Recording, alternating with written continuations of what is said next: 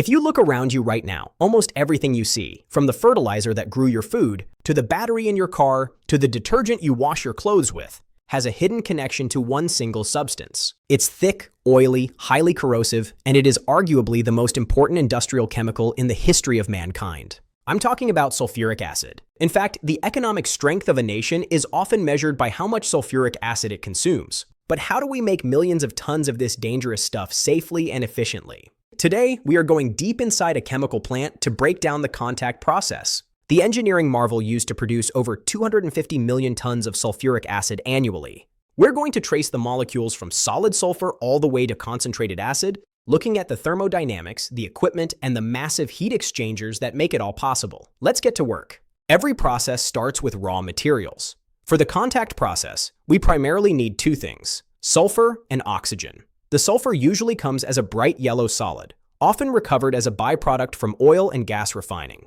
This is elemental sulfur. Before we can react it, we need it in liquid form. The solid sulfur is dumped into melting tanks heated by steam coils to about 140 degrees Celsius.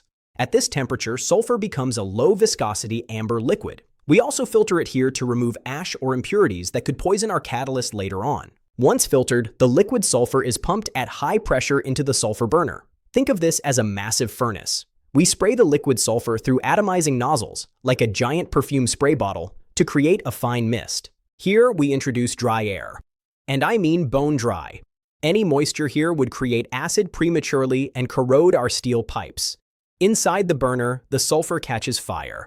It burns with a ghostly blue flame, reacting with oxygen in a highly exothermic reaction. The chemical equation is simple. S plus O2 yields SO2, releasing 297 kilojoules per mole. This reaction releases a massive amount of heat.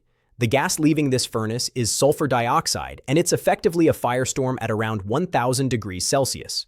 We can't send gas that hot to the next stage, so we run it through a waste heat boiler. This captures that energy to generate high-pressure steam, which powers the plant's turbines. Efficiency is key. Now we have sulfur dioxide, but we need sulfur trioxide to make sulfuric acid. This brings us to the most critical piece of equipment in the plant, the catalytic converter. Turning SO2 into SO3 is reversible and tricky. Here is the reaction. 2SO2 plus O2 is in equilibrium with 2SO3, releasing 196 kilojoules. Notice two things. First, it's reversible.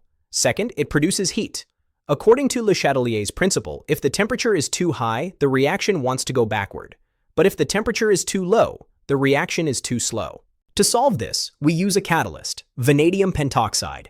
Inside the converter, the gas passes through 4 distinct layers or passes of ceramic pellets coated in this catalyst. Here is the engineering genius. Pass 1. The gas enters at roughly 420 degrees Celsius. It hits the catalyst, reacts rapidly, and the temperature spikes to over 600 degrees. About 60–70% of the conversion happens here. Cooling. We can't send that hot gas to the next layer, so we pipe it out, run it through a heat exchanger to cool it back down to 420 degrees and send it back in. Pass 2, 3, and 4. We repeat this process. React, heat up, cool down. React, heat up, cool down. By the time the gas exits the final bed, we have achieved over 99.5% conversion of sulfur dioxide into sulfur trioxide. Without this multi-stage cooling, we'd never get high enough yields, and we'd be dumping toxic gases into the atmosphere. We now have a stream of sulfur trioxide. You might think, just add water, right?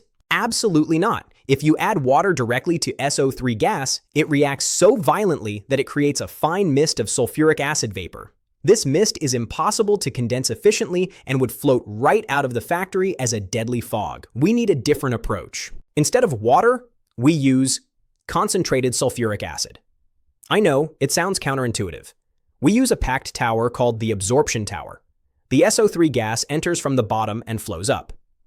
Concentrated sulfuric acid, 98%, rains down from the top over ceramic packing material. The SO3 dissolves into the acid to form oleum, or fuming sulfuric acid, also known as pyrosulfuric acid. SO3 plus H2SO4 yields H2S2O7.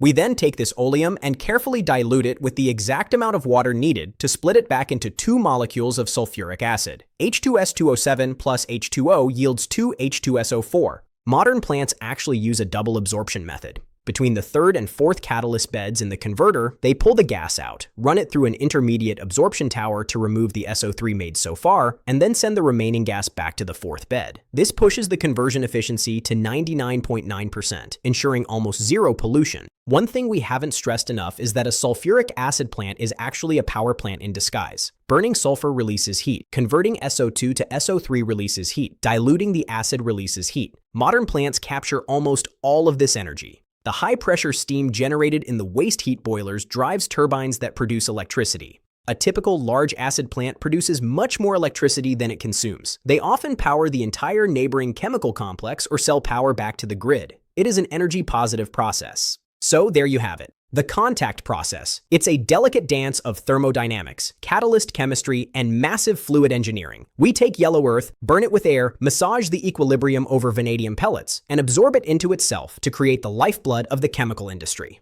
Next time you start your car or buy vegetables, remember the massive, hot, high-pressure journey that made it possible. If you enjoyed this deep dive into chemical engineering, make sure to hit that like button. Let me know in the comments, what industrial process should we break down next? Oil refining? Ammonia? Let me know. Thanks for watching and stay curious.